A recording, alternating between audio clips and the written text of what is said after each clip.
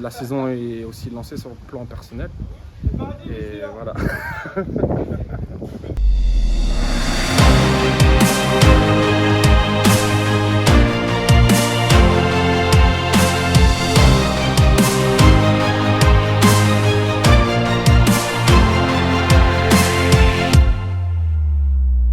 Bonjour à toutes et à tous, bienvenue sur Foot Normand, bienvenue pour votre débrief hebdomadaire, le débrief 100% National 3, l'épisode 4 aujourd'hui qui va revenir comme son nom l'indique sur la 4e journée de la saison qui s'est disputée le week-end dernier. On commence cet épisode par l'une des formations les plus en forme depuis l'entame de la saison, l'Avant-Garde caennaise en déplacement ce week-end chez le promu Montgaillard. Soutenu par un public enthousiaste au stade Youri Gagarin, les Havrais avaient longtemps fait douter Vire 2 semaines auparavant. En sera-t-il de même contre les hommes d'Olivier Meurillon? La réponse est oui. Après un premier acte sans but, les choses s'accélèrent à la 62e minute. Déjà buteur contre les Virois, Tiana Mberi enchaîne parfaitement dans la surface adverse et place idéalement son ballon hors de portée de Wilfried Betfian. Gagarin exulte, Montgaillard refait le coup de Vire et s'offre le leadership. La joie havraise est cependant de courte durée à la 77e minute. Suite à ce beau mouvement, Zourab Sopromadze centre et trouve la tête de Kevin Goba qui égalise pour l'Avant-Garde. Méritant une fois encore, les hommes de Joachim Meuve vont à nouveau craquer en fin de rencontre. Dans le rôle du détonateur, Malcolm Perriand fait admirer sa force de percussion et trouve l'inévitable Goba dans la surface. Du droit, l'ancien Sedanais signe un doublé et offre les 3 points à son camp. Un scénario de rêve pour l'Avant-Garde, un coup terrible pour Montgaillard qui recule au dernier rang. Il s'en est fallu donc d'un rien pour voir l'Avant-Garde égarer ses premiers points cette saison. À l'arrivée, c'est évidemment la satisfaction qui prédominait dans les rangs caennais. Je vous propose tout de suite d'écouter les réactions de l'entraîneur adjoint Félix Legras et d'un des héros de cette soirée, Malcolm Perriand.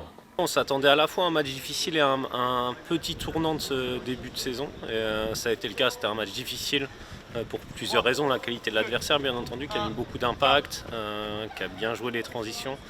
Et nous qui étions dans un faux rythme pendant la première mi-temps et le début de la deuxième. Voilà, le tournant du match, c'est important, c'est des changements à la fois tactiques et de joueurs qui ont apporté une plus-value et qui nous ont permis d'aller chercher une victoire. C'est une victoire qui fait du bien. On s'attendait à ça, le coach nous avait dit que ça allait être une équipe assez robuste, ils sont dans les derniers, ils ont des joueurs de gabarit. Et puis on est venu, puis dans les duels c'était compliqué, on a eu du mal à se trouver, c'était assez un bloc bas, assez serré. Et ouais, c'était un match vraiment compliqué aujourd'hui. Avec un joli 9 sur 9, l'Avant-Garde est tout en haut du classement de National 3 malgré son match en moins. La formation calvadosienne n'est cependant pas la seule dans ce cas. Et oui, l'AF Virois, autre formation du Calvados, a elle aussi réussi jusqu'alors un parfait début de saison. Un début de saison idéal qui s'est poursuivi ce week-end à l'occasion de la réception de la réserve de Quevilly-Roux en métropole. Initialement prévu lors de la 2e journée, le duel entre l'AG-Caen et Vire explique le match de retard qu'accusent les deux formations. Un état de fait qui n'empêche pas les deux équipes d'occuper les sommets, même si ce week-end Vire aussi aurait pu perdre ses premiers points. La faute à une formation quevillaise emballante et à cet homme dont nous vous avons déjà parlé, Isaac Chipamba. D'abord mis en échec par Louis Deschâteaux, l'ancien Lyonnais finit par ouvrir le score d'une superbe frappe enroulée. On joue la 15e minute et les Boquins sont déjà en difficulté. Heureusement pour eux, leur attaquant fétiche est revenu au bercail cet été. On parle bien sûr d'Arthur Dallois. L'ex-Montpellierin y va de son but sur ce joli enchaînement crochet du droit frappe enroulé et permet à l'AFV de recoller 10 minutes à peine après l'ouverture du score adverse. Très animé et agréable, le duel entre Vire et QRM bascule dans le temps additionnel. D'une belle ouverture, Dorian Charlier trouve un insolent rabais dans la surface. Dans la continuité de l'action, Erwan Kaczynski joue la carte du sang-froid et trompe Rudy Boulet de près. Le stade Pierre-Comte peut exulter. Pour la 3e fois en autant de rencontres de National 3 cette saison, l'AFV s'impose sur le score 2-1 et confirme son excellente entame de championnat. L'Avant-Garde caennaise et l'AF Virois sont donc les deux leaders au sortir de la 4e journée. L'AF Virois s'accroche donc à son rival du Calvados. Je vous propose tout de suite d'écouter la réaction du héros du soir contre Quevilly-Roux en métropole, Erwan Kaczynski. Ça fait plaisir, on ramène les 3 points, but à la dernière, sur les 2 dernières minutes, donc ça fait plaisir, elle est encore plus importante, 3e victoire d'affilée. C'est bien, on a été solidaires, on est très heureux, très contents. On a mal commencé le match, on prend un but d'entrée. Et puis on a bien réagi, on était solidaires ensemble. Donc voilà, on ramène les 3 points encore une fois. Et invaincu à la maison pour cette année, donc c'est cool, faut que ça dure.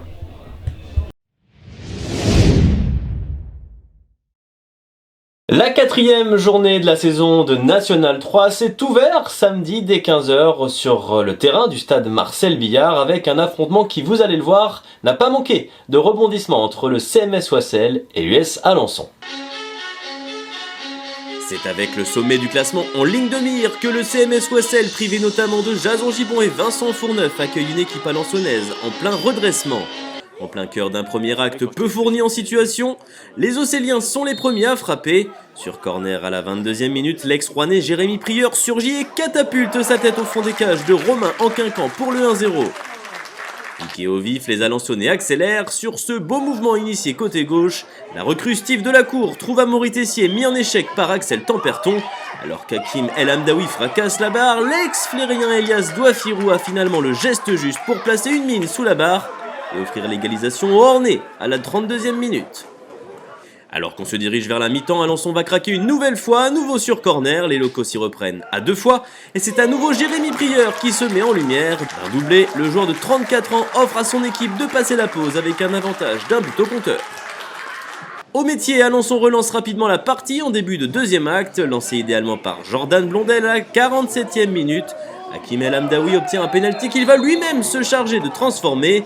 Sans trembler, l'ex-joueur de la Roche-Vendée réalise le geste juste, une jolie panenka qui remet les siens à flot. Le match devient alors fou et sur une erreur d'appréciation de l'arrière-garde ornaise, Matteo Mendy se faufile et trompe Romain Enquinquant à la 57e minute. Arrivé de Div Cabourg cet été déjà décisif en Coupe de France, l'attaquant de 24 ans inscrit son premier but avec Oissel en championnat. Oissel tient bon son avantage jusqu'à un temps additionnel qui va s'avérer shakespearien. Regardez bien cette action sur ce corner alors qu'Alençon tente le tout pour le tout. Les Sénomarins récupèrent le ballon et s'élancent pour un contre. Ce dernier s'annonce fatal. À 2 contre 1 néanmoins, les locaux ne font finalement pas le bon choix et perdent le ballon. Sur l'action qui suit, qu'on vous diffuse en accéléré, le cuir repasse par les pieds d'Enquinquant. L'ancien portier de QRM s'applique sur sa relance et sur le dégagement, l'incroyable se produit pour le CMS Oissel.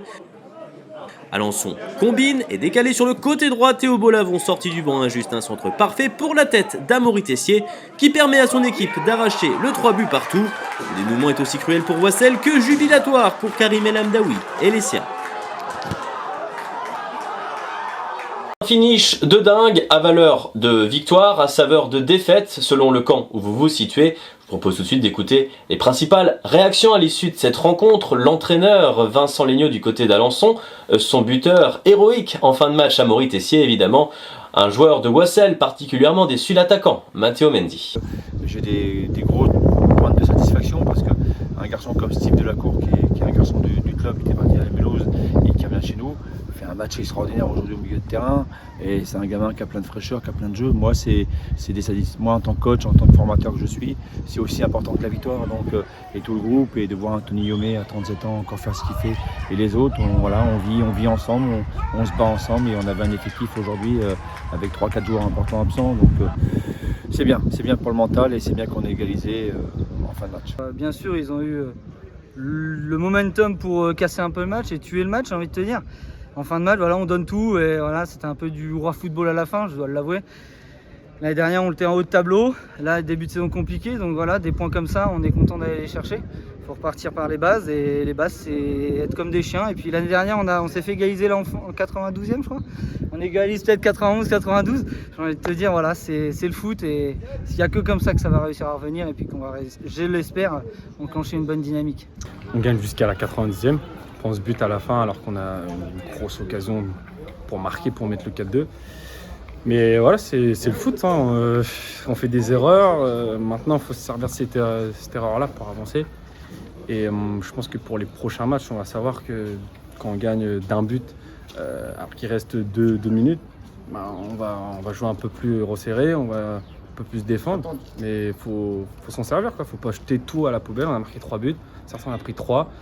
Sur des faits de jeu, Mais on a quand même mis 3 buts et il faut avancer, quoi. De toute façon, on n'a pas le choix, on ne peut pas rester éternellement sur cette performance. Il faut avancer, quoi. Et il fait du bien ce premier but avec tes nouvelles couleurs là en National 3 ? Ouais, ça fait du bien parce que même si ça reste avant tout collectif, quand tu es un attaquant, on pense quand même, il y a des... Comment dire ? On espère toujours marquer le plus de buts possible. Et je ne vais pas mentir que j'y pensais quand même. Vers son compteur en championnat, c'est toujours important.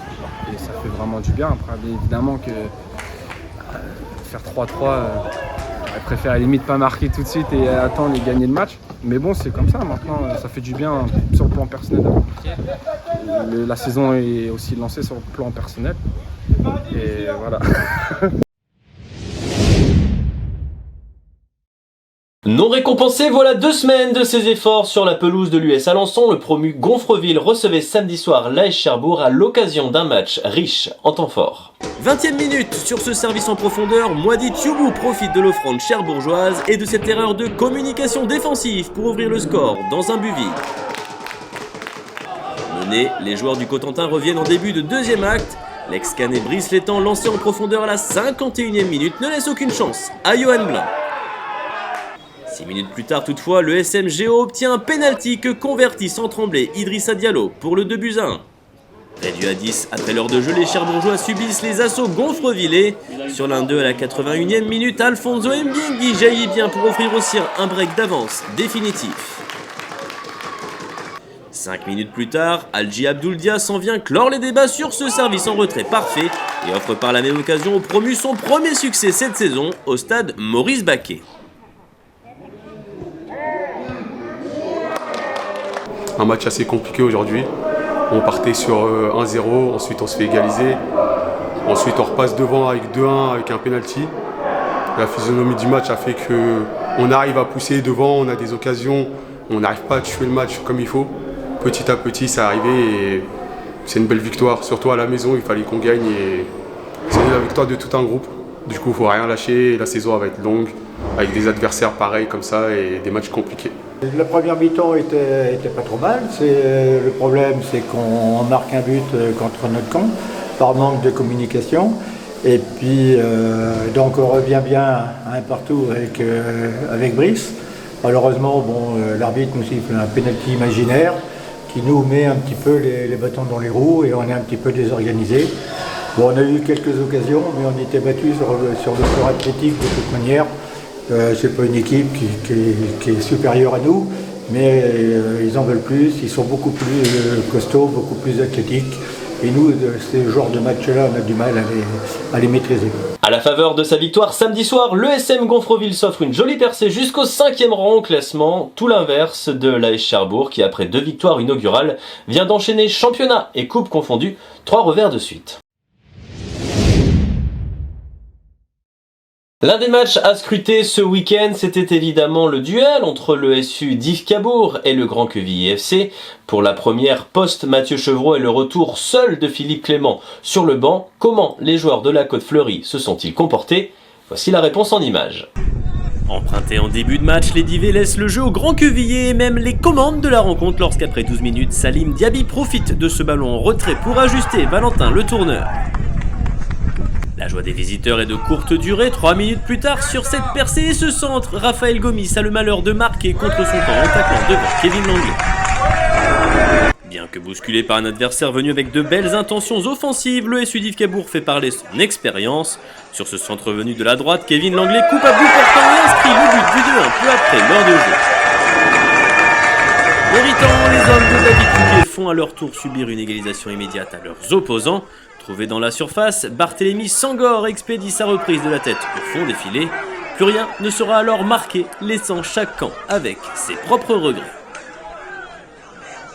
3 matchs nuls consécutifs donc actuellement pour le SU d'Yves Cabourg qui ne parvient pas à décoller. Le Grand Quevilly FC pour sa part glane un bon point hors de ses bases.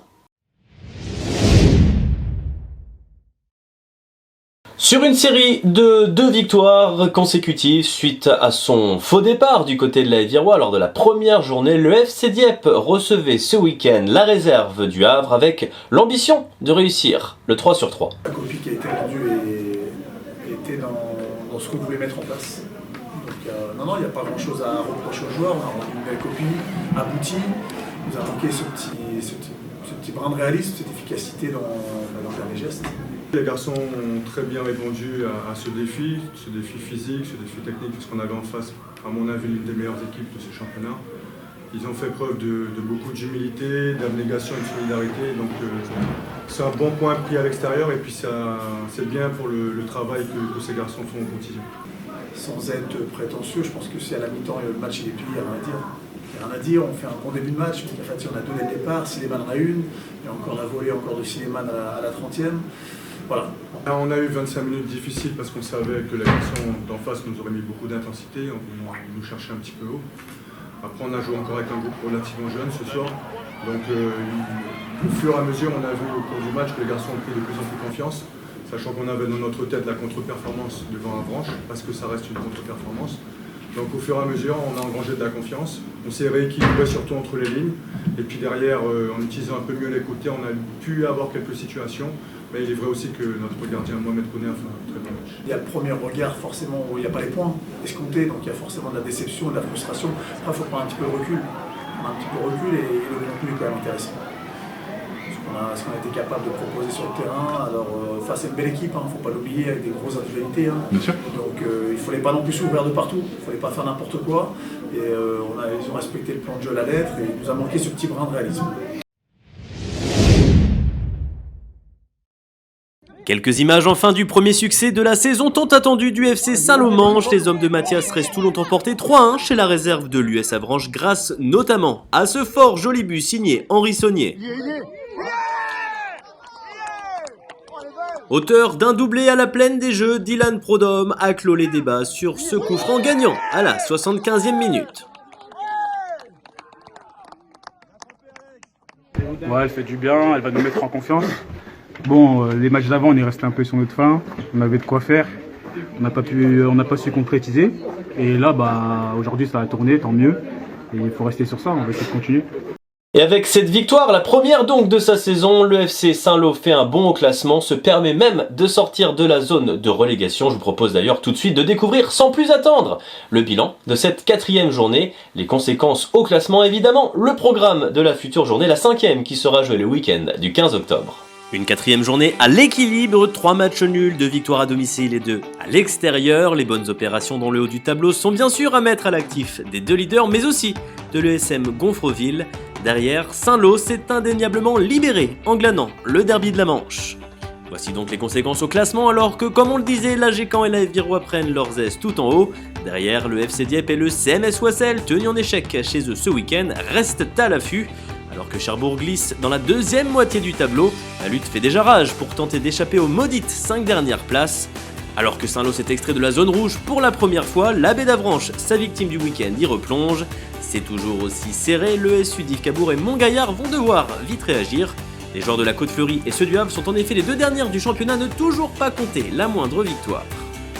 Peut-être que le déclic aura lieu pour ces 2 formations lors de la prochaine journée, la 5e. Il va sans dire que les joueurs du Havre auront fort à faire chez la réserve de QRM. Yves Cabourg n'aura pas non plus la partie facile en terre alençonnaises. Du côté des leaders, l'AG Caen passera un test à la maison face à 2 robustes Gonfrevillais, alors que Vire tentera d'exorciser ses cauchemars en déplacement chez une réserve du Havre qui lui en avait passé 7 il y a un an. Alors que Saint-Lô visera la passe de 2 face à Dieppe, le Grand Queville cherchera à confirmer son point du week-end avec la réception de la réserve d'Avranches. Enfin, Cherbourg aura à cœur de stopper sa chute lors de la réception d'Océlien, à coup sûr revanchard. N'oublie pas évidemment le fameux classement des buteurs, vous allez le voir, ça a pas mal bougé avec de nombreux acteurs, de nombreux joueurs offensifs qui s'affirment de plus en plus tout en haut du classement. Parmi eux, impossible de ne pas citer Kevin Goba, l'attaquant canet séduit en ce début de saison et a déjà inscrit 5 réalisations en 3 sorties. Derrière lui, l'Avranchiné Paul Jarnot a marqué à chaque match, tandis qu'Isaac Chipamba a confirmé à Vire ses belles dispositions, tous 2 possèdent 4 buts dans leur besace. Avec son doublé, Dylan Prodhomme passe à 3 buts et s'invite au 4e rang. Enfin, l'Océlien Jérémy Prieur, le Virois Arthur Dallois et l'Alençonnais Elias Douafirou rejoignent un groupe de 14 joueurs qui affichent tous 2 buts au compteur. C'est la fin de ce 4e épisode. Merci à toutes et à tous de l'avoir suivi. Merci encore pour votre fidélité sans faille à l'image de la saison dernière. Remerciements évidemment à toutes les équipes qui ont travaillé à nos côtés pour la conception de cet épisode. Merci à vous tous. On se retrouve dans 2 semaines pour le futur débrief. D'ici là, portez-vous bien, profitez bien de la Coupe de France ce week-end. Allez, salut!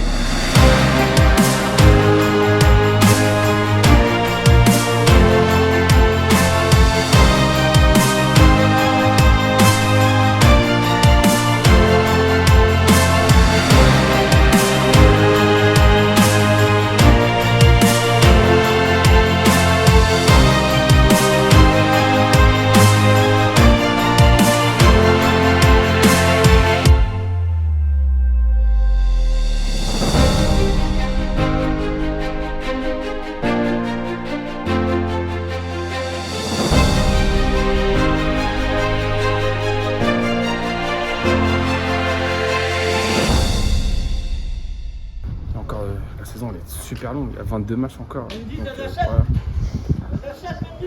voilà.